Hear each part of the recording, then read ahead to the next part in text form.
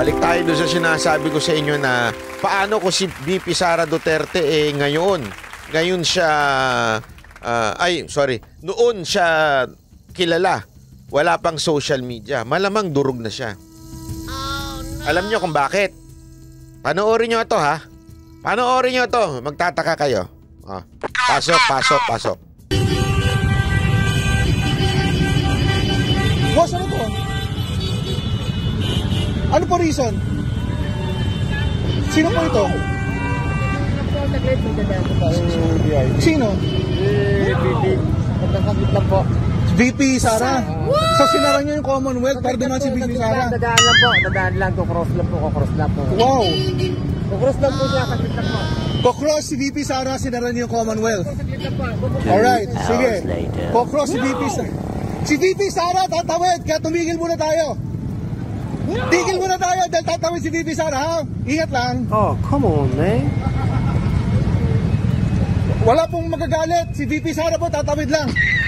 Oh, come on, man. Understanding lang po, tatawid daw si VP Sara. Sino kaya itong OA na to? Si VP Sara kaya ho ang tatawid. Sabi nung pulis. Tapos magtataka ka, ito sagot nila. Babasahin nyo lahat yan. We would like to apologize for the inconvenience we have brought to the motoring public due to stopping of the traffic flow. That the said incidents stem from a confusion and lapse in judgment of our police manning the traffic during the time. It appears that our policeman overreacted when he stopped the traffic for a few minutes because of misleading information he overheard. There was misleading information na kumalat na si VP Sara ay dadaan. At maniwala kayo sa akin, hindi naman pinapara ng ganyan eh. Kahit nga presidente, hindi pinapara ng ganyan. Oh, no! So, tama sila eh. May lapses sa part ng pulis. Gets nyo? Pero ang tanong, sino ang nagsabi doon sa pulis? According to Sergeant Pantaliano, mistakenly heard the word VP and she decided to clear the traffic as a sign of courtesy. Okay? So, yung Sergeant Pantalano, sinabihan daw. Ako po humingi ng paumanhin sa aking maling nagawa. Patawarin niyo po ako at akala ko po talaga may dadaan na VIP sa ad ni Pem Pantali. Pero kung panoorin po natin ng video, yung uploader ang nangbanggit na pangalan ni VP Sara. Hindi yung. Sabi lang niya VP. Although sabi nila, si VP Sara, si VP Sara. Tatawid na si VP Sara. Na, di ba?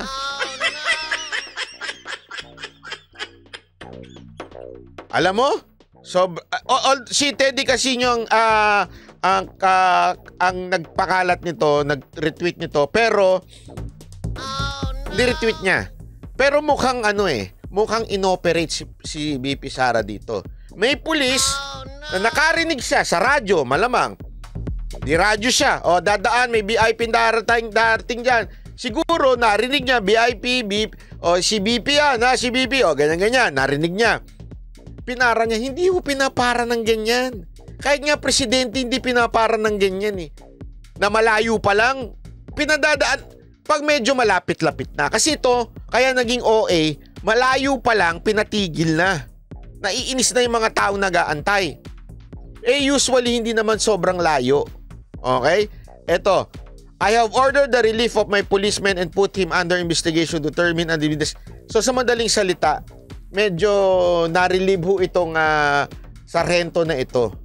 Ang tanong, sino ang tumawag doon sa sarhento na dadaan si VP Sara? Pangalawa, bakit may isang taong nagmalakas ng loob na gaganyan? So si VP Sara, si VP Sara! Tapos bibidyo pandala? Isipin nyo yun may video ready. Sino ba yan? Sino ba yan, boss? Sino ba yan, boss? So parang yung tumawag, hindi ko sinasabi yung sarhento kasangkot. Hindi malamang yung tumawag doon sa sarhento, malamang kasangkot. Tapos, yung tumawag sa sarhento, kilala itong nagbibidyo at tinimbre na. Tanungin nyo na, sige na. Video na, tanungin nyo.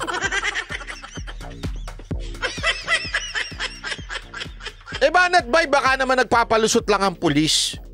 Baka naman nagpapalusot lang pulis, hindi totoo yan, hindi ho. Bakit to? Ito ho si Tio Moreno, isa ho sa mga katiwalang na vlogger na alam niya ho. Kasi ito, basta hindi ko na lang sasabihin kung sino itong tao na ito. Pero ito ay may alam pagdating mo sa mga plano ng walang demolition daw kay BP Sara. Pero ang ginawang issue sa kanya, ang traffic sa Commonwealth, knowing na she is currently in Caraga region. Nasa Caraga ho. Kaya nga yung speech ni BP Sara dito, nakita ninyo? Wala ho siya sa Maynila.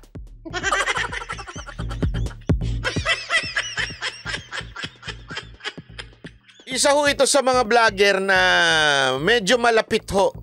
Hindi ko na lang sasabihin kung kanino. So sa madaling salita, yung confidential funds sa DepEd o BP, sa putak ni Ontiveros, sa putak ni Franz Castro, tapos dito sa nangyaring pagtanggal ni Romualdez ng confidential funds at paglabas ng confidential funds ng Davao City nung 6 na taong nakaraang na 6 na taon, halatang sunod-sunod oh. Tapos lalabas yung ganito. Isipin niyo yun. Biglang labas to. Anong tawag mo dito? Hindi demolition job? Ano mo dito? Timing lang? Sunod-sunod ang timing? Nagigets ibig ko sabihin, sunod-sunod ang timing? Anak ng wewe naman, no? At saka alam nyo, wala hong kung may question. Yung ang mga hagad na pumapara-para, hindi naki-question eh. Yung bababa pa yung tao, tatanungin, pare, sino ba yan? Sino yan? Lalapit ka pa sa pulis? What if totoo? Halimbawa lang, totoo yan. Threat ka. Isipin nyo totoo. Isipin nyo na lang ha. Totoong VIP yan. Ibig sabihin, it's either ang presidente dadaan o VP ang dadaan. Tandaan niyo, they are allowed by law. Allowed do sila.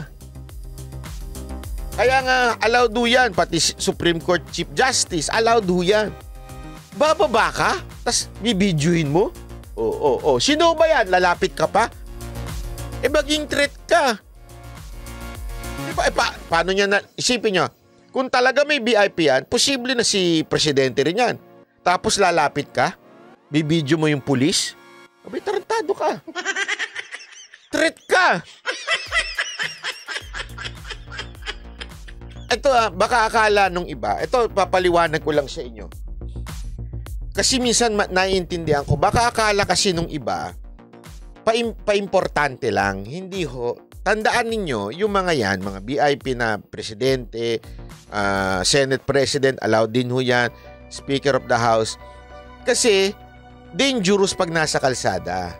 Madali kang ipatumba kung nasa kalsada ka. Kaya nila pinipigilan yung traffic at makaalis, hindi dahil gusto nila. Hindi para, it's for their safety.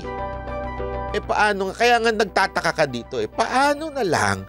Biglang may susulpot at magbibidyo. Si BP Sara dot, ang lakas ng loob, Brad. Alam mo nang may pautot. Alam mo nang merong hangarin. May motibo sa pagbaba niya at paglapit niya dun sa pulis. Obvious na obvious. Tapos sasabihin ng iba, walang threat. Ako, malaking katarantaduhan. Wag nga kami. Lokohin nyo na. Kung panahon ng mga Aquino to, ng mga dilaw, panahon ng dilaw noon na wala pang social media, pwede nyo maloko tao. Kaya pansinin ninyo, hindi masyadong pinick up ng media.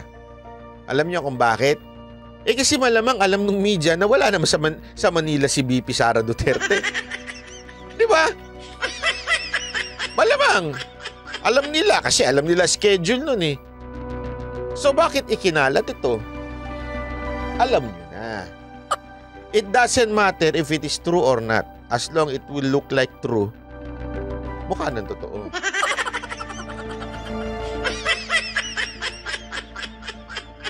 Tandaan nyo kasi ganito. Kasi marami nagsasabi, Chimiki, marami salamat po. Matibay naman si BP Sara Duterte, hindi naman babagsak yan. Hindi totoo yan. Tandaan nyo, kahit anong tibay ng tao, pag binubugbog na, at isipin nyo this is katatapos lang ng first year, second year. Bugbog na si BP Sara ngayon. Second year pa lang, may third year pa, may fourth pa, may fifth pa, may sixth pa.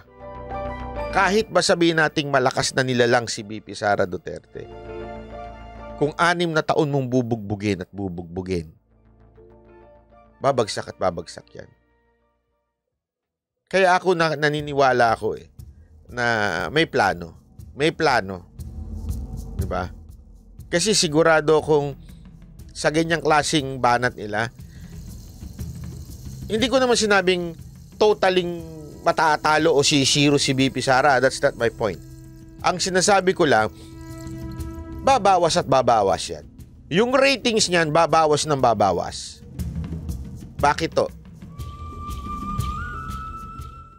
Wala mabubugbog Kahit ba ano sabihin mo lakas, kahit ikaw pa si Hercules, kung binubugbog ka ng mga taong sa paligid mo, medyo tatamaan ka, mababawasan ka. Plus, don't forget, hanggang unity ang tawag sa kanila. Nasa tingin ko mukhang hindi na. Hanggang unity pa ang tawag sa kanila, babagsak at babagsak to si BP Sara. Bababa ng bababa ang ratings nito. Kasi nadadamay siya dun sa taas problema, ang lakas nung pagbagsak nung nasa taas. 2 digits kagad, unang 1.5 year pa lang. 2 digits na ang binagsak. Ibig sabihin, more than 10 ang binagsak. Ang laki ho nun. Kaya nga ho siya, bagsak din Diba? Kasi, dikit siya ng dikit Siguro mapaisip na rin siya in the future. Sana mapaisip na rin si BP Sara na huwag siyang dikit ng dikit doon sa isa. Mayayari talaga siya.